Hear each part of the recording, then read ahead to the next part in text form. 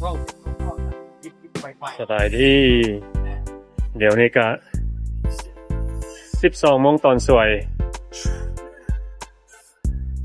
พวกเขาก็ได้ออกมา เข้าไปนั่งมันพุ่นได้บ่ยังขับไปได้พี่หมอหรือว่าขับไปไหน อันนี้ก็จะเป็นห้านอาหารปาวินา Garden Restaurant มาได้ใส่ บัตเตอร์สโต้คนนั้น มาได้สโตร์อ่ะ ใกล้ๆนี่ โอเคค่อยๆก็อยู่เฟรสโนแล้วก็มีพี่น้องมาได้สโตร์หลาย จะอยู่ใส่จะกิน เด็กกี้อยู่เฟรสโน โอเคต่อ นะฮะมาดนวะ เดือนนึง เดี๋ยวนึงมันจักมือแล้วเดี๋ยวนี้ มื้อที่2 มือที่2 ขาวฮอดวันจันทร์แบบวาน โอเคซื้ออย่างเนาะ ชื่อจันทร์ จันมาโอเคค่อยกันมอดกินแซ่บ ดีใจที่ได้คู่จักเด้อโอเค เข้าใจ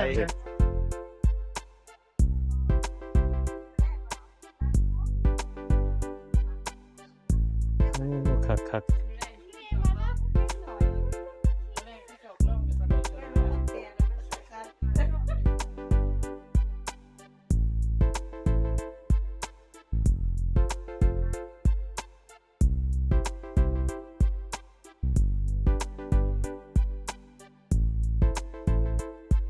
มื้อนี้ก็ได้ออกมานำ FC เนาะแล้วเราก็สิย่างไปหาเพิ่น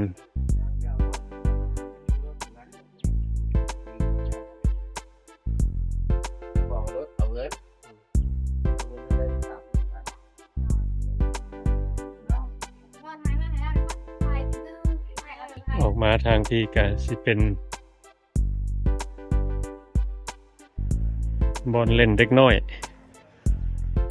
สิเป็นห้องน้ำ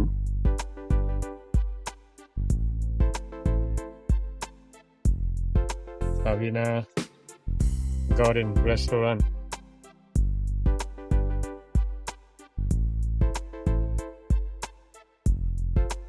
อันนี้สำหรับผู้ใดอยากมานั่งถ่ายรูปวิวริมน้ำ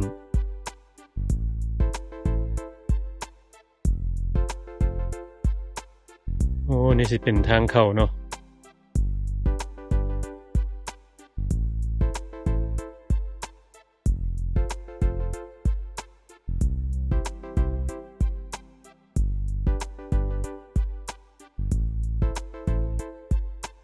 โอ้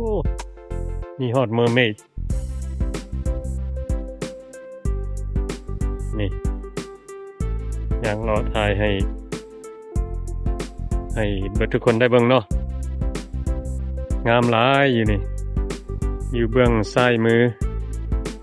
ก็สิมีตูบน้อยครีมน้ำและเบื้องขวามือนี่เพิ่นก็มีหลาย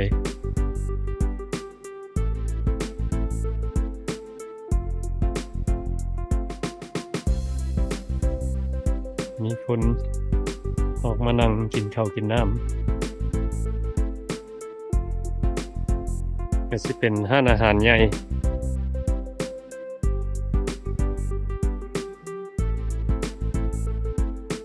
มาบอนกลางๆนี่เพิ่นก็มี decoration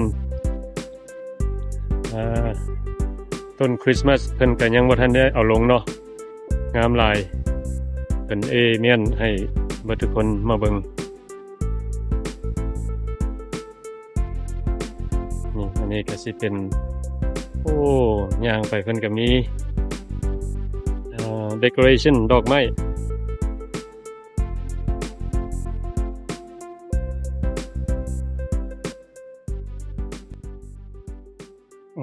รถแกอาหารมาละ มือคือพวกเจ้าวางบ่ว่าที่ส่วนไปบ้านเมียเพราะว่าสิพาไปต้มไก่กินเนี่ยมื้อเด้อเนาะมื้ออื่นเด้อเนาะมื้อบ่ได้เนาะมื้อบ่ได้ มื้ออื่นไปอันนั้นเด้ มัน จากตอนแรงกูแล้วนั่นน่ะ ตอนแรกแต่ตอนแรงตัว7 โมงเจ้าเฮาไปตอนเช้าเนาะเมื่อตอนเช้ามันจะบ่มีหยังตอนเช้าบ่มีหยัง บ่หักกันค่อยเมาแล้วจะค่อยบ่ลุกเด้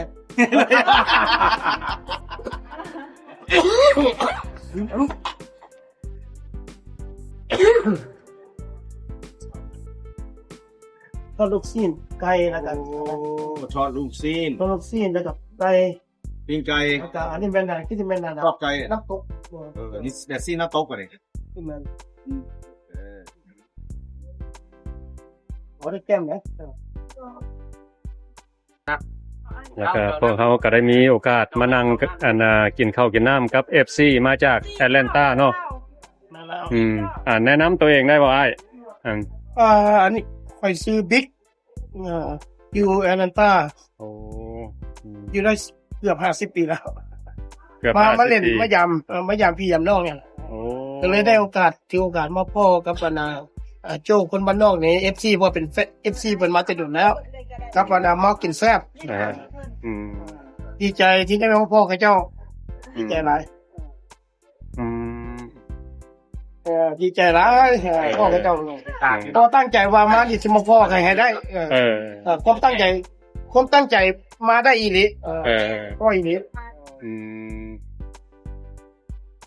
แล้วก็มื้อนี้ก็ได้มานํกันนะอันนี้เป็นเมียเนาะเมียของอ้ายเนาะ คนนี้เมีย รับอันผู้นี้เป็น คนนี้เป็นร้านเคย หลานเคย โอ้ ไม่อยาก ลาเหตุผลอันน่ะไอ้มาลาวอันซุนี่อันน่ะเหตุผลอีหยังมา คนมาเยี่ยมยามมาเที่ยวเล่น โอ้มาเที่ยวมาเล่นเนาะ ก็จะมายามเมีย มายามแมวโอ้ จะนอนเมียเป็นแม่ น ดุ บ่ นะ เออเหตุผลมาหาเมียแหละ แม่นแล้ว บ่แม่นแล้วบ่อันเอากันโดนแล้วบ่ เอากันละ ปีละ 2 ปีปลายได้เกือบ3 2 ปีปลายเนาะแล้วเพิ่นยังบ่ทันได้ไปอเมริกาเลยเนาะ เดินเรื่องอยู่พุ่นระยะนี้เดินเรื่องบัดนี้ผ่านไปอย่างเรียบร้อยแล้วบัดนี้ทรัมป์มาปิดเคสนี่นะ โอ้ ก็เลยได้โจ๊กไว้ก่อน ซื้อแล้วซื้อโอ้ เขาเจ้าอันนั้นให้เรียบร้อยพูดเมียงเรียบร้อยแล้ว เสียใจด้วยเนาะ นี่จะวันพาเขาสัมภาษณ์มานี่มาเป็นทรัมป์มาปิดเคสตัวนี้ นะก็ต้องได้โจ๊กไว้ก่อนยังบ่รู้ว่าโอกาสต่อไปมันยามใด เนาะคันบ่ย้อนเรานี่ก็สิได้ไปแล้วเนาะ โอ้นั่นแหละ มาฮับ ก็มียามทำก็สิได้ไปแล้ว มาฮับตอนนี้มาฮับ แม่เราตอนนี้มาฮับแล้วนี่ โอ้แม่น แม่น แล้วบ่ย้อนเราก็แม่นมาฮับเอาเลยมาไปพร้อมเลย โอนเอาอีกจังหน่อยอีกจังหน่อยก็สิได้ไปต้องอดก็ตั้งแต่ก็ต้องได้อดไปก่อนเนาะ แม่นแบบ เจ้าไปเจ้าอยู่ลาวนี่โอเคแบบพวกกันมาเมืองลาวนี่ก็เป็น culture shock แบบเขาแบบ how do you say culture shock ของเราแบบตื่น ตื่นเต้น ตื่นเต้นแบบเขาโบเรื่องนะเขาเจ้าไปไม่กล้าดิเจ้าก็สิแบบพวกคอย แม่เนาะคือการนั่นแหละที่ไปทางแรงนะ เอเลนใต้แห้งโหดงามก็ฮ้อนถึงเมืองลาวนี่ หน่อย งามดีครับวันนี้เจ้าสิเห็น อากาศดีอยู่ อากาศก็ดีแล้วก็นี่จะ build นี่จะbuilding นี่เป็นอะไรตึก สูง นี่ตึกสูงเห็นเบิดแล้วก็รถนี่เต็มโอ้เราเป็นทุกมื้อติดทุกมื้อเลยรถทุกมื้อเลย เจ้าได้ไปพุ่นเจ้าก็สิคิดฮอดบ้านอยู่ที่แหละ แท้ แต่บ่แค่ แม่นหลายคนนะ เจ้าเรา คันสิเว้านี่อยู่อเมริกาก็สิเป็นบ้านเฮ็ดเวียกเฮ็ดงาน แม่นถูกต้อง หาเช้ากินค่ำเนาะ แม่นแล้ว แม่นแล้ว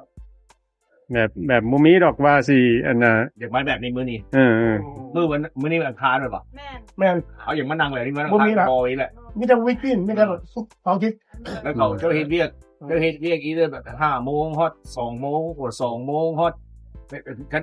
สินะอย่างเฮ็ดเวียกขนาดส่วนหลายมันเป็นเชียบนะมันเป็น day shift swing shift แล้วก็ graveyard บ่ว่าเนาะแล้วเฮ็ดเวียกล่ะเข้ามื้อนี้ ตื่นมาไปเวียกทำมาแต่อยู่บ้านเฮ็ดน้อยก็ได้กินนอนตื่นมาไปเวียก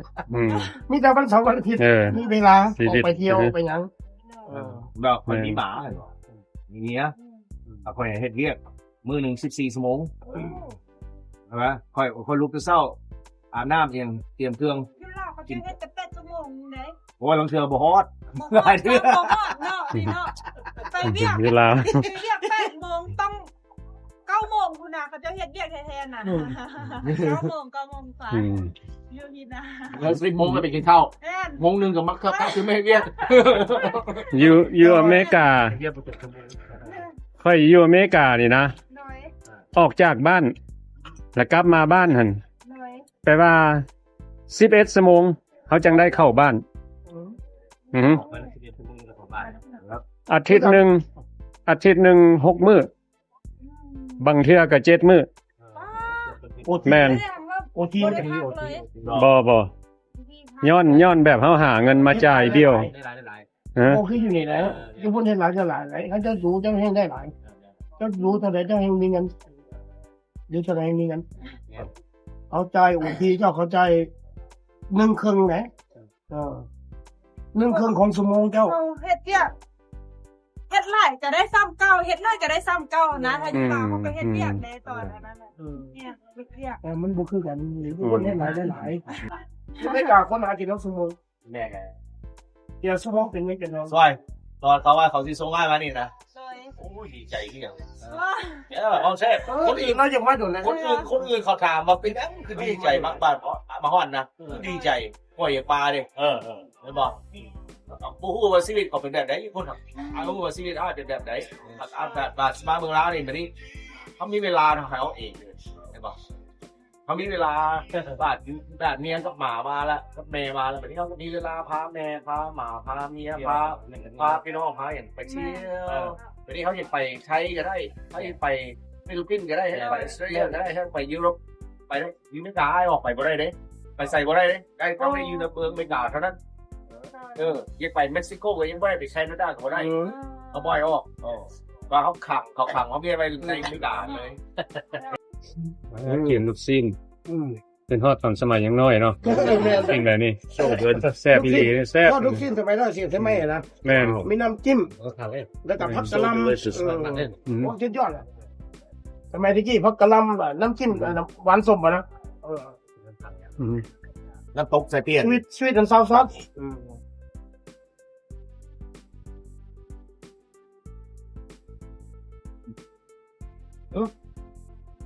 แม่ก่อยเล่าอยู่ว่าถ้าลูกไปกินเจลทีนึงแม่ย่านลูกเป็นหมักมันก็ต้องซื้อทอดป่ามานำตัวยิ่งป่าบ่ แม่เจ้าคนชิมมาเมื่อไหร่คนชิมมา เดือนหน้านี่เด้ แม่นบอกอ๋อเมียกับมาพ่อ ใช่เดือนหน้าเดือนหน้าเพิ่นมาอันน่ะเดือนครึ่ง บอก เมียก็สิมานำเอามา ลูกจะคนลูกจะคนละ ลูกได้2 โอ้ใหญ่เลยที่ลูก คู่หนึง32ใกล้สิเข้า33แล้วผู้ที่2มัน12ใกล้สิเข้า13 ได้เคยได้ไพ่หรอวะเจ้า บ่มี ยังนั่นบ่ บ่ลูกน่ะมีลูกค้ามีแต่เฮ็ดเวียกกันบ่แล้วเล่าแหละค้าไอ้เวียกแล้วผมเป็นคือพอเด้พอเรามีเมีย10 คนแหละ คนจะสู้เนี่ย เมื่อกี้เขาเป็นพ่อ คนจะสู้เนี่ย พ่อรอ กิจกรรมนี้ผู้สาวเขากินเบียร์เนาะ ย่างเป็นที่เด็ดเนาะ นี่ละคำว่าคนมีเสน่ห์มีเสน่ห์ในฝีปากพูดบ่เป็นในฝีปากคำว่าของเขาหนังจะคนติด เป็นพวกอาจจะเป็นพวกมันเข้าตาไปนะเขาว่าปล่อยคนมากมวนคอยเห็น enjoy enjoy life พี่น้องคอยเห็นคนคอยจะยิ้มใส่เขาสีหน้าพูดคอยจะยิ้มใส่เขาจะสบายดีโอ้เห็นแบบไหนพี่น้อง เบิ่งรายการของโจวันนี้ไม่เห็นเจ้าวันนี้เบิ่งเอ้ามากนี้คือคน enjoy คนแบบมวนเนี่ยนะแต่ก็เบิ่งหมดเจ้าตลอดเบิ่งตลอด เบิ่งทุกมือเบิ่งแล้วก็หลับปะแล้วเบิ่ง เมื่อคืนนี้ก็เบิ่งรายการโจนี่ เบิ่งสว่างเป็นแล้วก็หลับ ไปนี่ เบิ่งก็นอนนะ บางทุกมื้อรายการเจ้าเบิ่งทุกมื้อเลย หัวเดียวอีกแต่ได้แล้วเบิ่ง อันอื่นบ่เบิ่งแล้วเบิ่งแต่รายการพวกเจ้านะ thank you หลาย แต่รายการพวก ๆอ๋อน่ะอ้ายนี่มาลาวจักเทื่อแล้วนี่ โอ้มาทุกปี มาทุกปีน่ะ นั่นแหละ โอ้ ปีที่3เทื่อ ปีนี้มา3เดือนแล้ว ปีที่3เทื่อล่ะ มาเรื่องหนังสือมาเรื่องหนังสือเมียนี่แหละ โอ้ ก็ปีหน้านี่ เขาก็จะหาไป3 เดือน ปีหน้านี่จักว่าสิได้มาบ่รู้เพราะว่าบัตรหมดอายุบัตรเฮ็ดเรื่องหมดอายุสิได้โตถ้าว่าเขาโตทันก็สิได้มาอยู่ อืม มื้อนี้ก็ได้ออกมานำมักกินแซ่บอีกแล้วข้าวเหนียวเมืองลาวบนไหน อืม ชื่อลาวซิกี้ไรซ์ข้าวเหนียวเมืองลาว แบบนี้ FC มาจากจอร์เจียเนาะ แบบนั้น ไอ้บิ๊กบ่ แม่นละ ไอ้บิ๊กเนาะแล้วก็ไอ้จอย โอ้ดีใจแล้วไปเห็นนะ เมียของเพิ่นลิ้นเนาะมาจากบ้านใดอันนางลิ้น นาคันทง ไปทางข้างก่อน โอ้ไปทางไทงอนโอ้อืมโอ้ หมู่บ้านใหญ่ดอกมากันดี ติดกูเข้าควยเลย โอ้อ้ายนี่มาลาวนี่รู้สึกว่าจังไดอันบ้าน โอ้ดีใจเลย ดีใจ เพราะ เนาะ บ้านเกิดเมืองร้อนนะมาก็ดีใจแล้ว อืม มาก็บ่อยากเมื่อแต่ว่าอันนี้มันจำเป็นสถานะบังคับแล้วต้องได้กลับเมื่อ แม่น เพราะว่าเขามีธุระหลายอยู่เพิ่น แม่น แต่ว่าก็กลับไปกลับมา สำคัญกับเวียกงานของเฮาแหละเนาะได้กลับไปส่วนหลาย สถานการณ์บังคับต้องได้เมื่อ ส่วนหลายคนเฮามา แต่ว่าก็ดีใจได้มานี่เห็นโอ้ อือฮึ ขึ้นฮอดเมื่อเพิ่นก็ขึ้นฮอดพี่แหละ แม่นแต่ว่าก็ดีใจได้มาเห็นอะไรยูทูบเบอร์คิดจูคนบ้านนอกบอกมักกินแซ่บออกหลาย คันมีโอกาสวิวแล้วนะ FC มีโอกาสวิวเพิ่นนี่คักแล้วก็ขอขอบใจเบิดทุกคนนั่นแหละขอขอบใจอันน่ะที่ได้อันน่ะมาเลี้ยงข้าวเลี้ยงน้ำพวกเฮามื้อนี้แล้วก็อันน่ะแผนของอ้ายนี่คิดว่าจังไดบาดรีไทร์นี่สิกลับมาอยู่บ้านเฮาบ่หรือว่า คิดว่าสิกลับมาอยู่ โอ้ เอามาแบกแอนด์โฟร์ back and forth เนาะ ก็มีบ้านอยู่พุ่นแน่ แต่ว่าแผนสิเอาเมียไปพุ่นนี่สิไปหยังไปเฮ็ดเวียกบ่หรือว่า ก็แล้วแต่ผู้เกี่ยวเราก็ต้องไปอยากไปเห็น ก็อยากไปเห็นเนาะอยากไปเห็นว่าบ้านเมืองของ เพิ่ เพิ่ น น ยังอันนั้นยังหนุ่มยังน้อยอยู่ อ๋อ เราก็ต้องไปเฮ็ดอยากไปเห็นเวียกนั่นล่ะ แม่นๆแต่หาเงินเนาะหาเงินได้แล้วก็กลับมาอยู่บ้านเฮามีแต่เท่านั้นแหละ เจ้าหางเลยเจ้าเงินเจ้าเมียแล้วเจ้าใส่เงิน คือ ข ก็ อง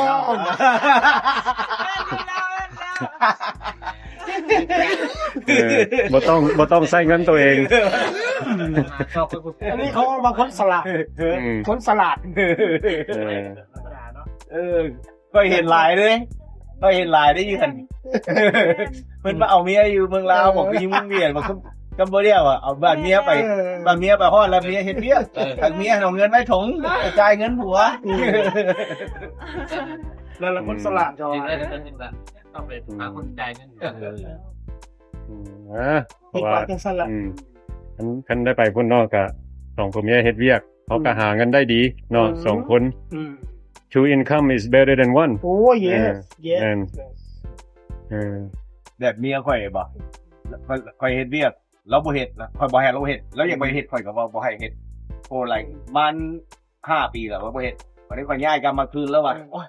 เมื่อยอยู่เฮือนน่ะพวกตอนเราบ่เฮ็ดเวียกนะข่อยมาเฮือนน่ะนะเรานวดตีนให้เงี่ยงให้แล้วเฮ็ดจริงๆวันนี้เราเฮ็ดเวียกเราเว้าคืนเราเถียงคืนได้เดี๋ยวนี้ประมาณไดตีนก็บ่นวดจักเทื่อมาเดี๋ยวนี้แล้วก็กลับคืนไปเฮ็ดเวียกแล้วโอ้ว่าแล้วไปจ่ายให้กับเจ้านวดให้บัดนี้ก็$60 30 นาทีอยู่นี่$5ชั่วโมงนึงครับ ไปนวด3-4เทื่อเลยนะแต่ใจบ่ได้บ่รีว่างหัวเจ้าไม่บ่นวดโอ้เขาเจ้านวดดี$5 ไอ้เหี้ยกูทีหัวอะไรวะ บ่มีแต่นวดนวดปลาเข้า โอ้ตายเขาคือทีหัวไหมมีแหงเลย อ๋อมีอยู่อ่ะอันนี้ก็มี โอ้ยอยู่นี่เต็ม โอ้มันละชีกระเดียงเนาะ บ่มันเฮ็ดให้มันเฮ็ดปุ๊บมันเอาออกเลยเอาได้ยินดีได้บัดนี้ นักขี่กระเดียง ผู้ใดเว้าใส่ข้างหลังเขาได้ยินนะ เอาขี้หัวบ่ได้เนาะ นี่แหละอยู่บ้านเฮาเนาะอยู่ประเทศลาวเฮาอยากกินนี่ยังก็ได้กินอยากอยู่โฮเทลก็ราคาบ่แพงสำหรับพวกเฮาเนาะมาจากต่างประเทศอันนี้แหละ ที่บ้านเราบ่ได้เรื่องราคาของเจ้าที่นี่ราคาย่อมเยาที่สุดอาศัยบ่ได้ละ บ้านเมืองเฮาก็เป็นบ้านเมืองที่สวยงามก็แบบนี้แหละเฮามานั่งมื้อนี้มื้อหยังก็มื้อนี้ วันเสาร์ วันอังคาร วันเสาร์ วั นะ นเสาร์วันเสาร์ โอ้วัน วันเสาร์ everyday วันเสาร์ ไม่ได้วันเสาร์ สำหรับบอกกินแซ่บ everyday วันเสาร์ วันเสาร์ วันหยังก็จะว่า วันอังคาร วันอังคารโอเคข้อยก็จะบ่ได้ฮู้นะ เออ เพราะว่าเฮาบ่ได้เบิ่งได้ว่าโอ้มื้อนี้ ข้อยก็บ่รู้คือกัน พวกแบบนี้ได้กินกับลูกกินกับลูกกินลูกนอน แม่น เนาะอันนี้ลูกกินนอนลูกกินนอนลูกกินนอนว่าผมก็เบิ่ง อืม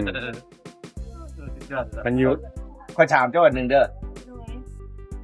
เจ้าไปห้างเสริมสวยบ่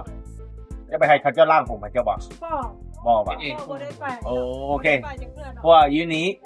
เอ้ยเราไปล่างผม$2 $3คุณยิงอะนะก็ไปล่างผมอยู่อเมริกานี่เมิด$100 เป็นร้อยแล้วเยอะ เจอหนึ่งเนี่ย เป็นร้อยแล้ว เนี่ยค่อยเรา ต้องให้ทิปเขาอีก ให้ชิปเขาอีก เนี่ยผมไม่ปล่อยทิปเขาเลยต้องให้ทิปเขาเลย เนี่ยค่อยแล้วดีใจเราเก็บมานี่ว่าเราว่าโอ้ถ้าอีกซะผมนี่ให้เขาเจ้าซะให้ไปสวยให้เขาซะให้เฮ็ดหยังให้พี่น้องเฮ็ดเล็บนี่ก็อยู่พุ่นก็$60-70คนเราเห็นหลายไม่งั้นดีนะคนเราเขาจะมาเอาเมียอยู่เลยพวกที่ว่าคนเรามาเอาเมียอยู่นะไอ้ขึ้นเรื่องปีเพชรเรื่องอะไรเงี้ยดี ลูกนะเนี่ยสามห้า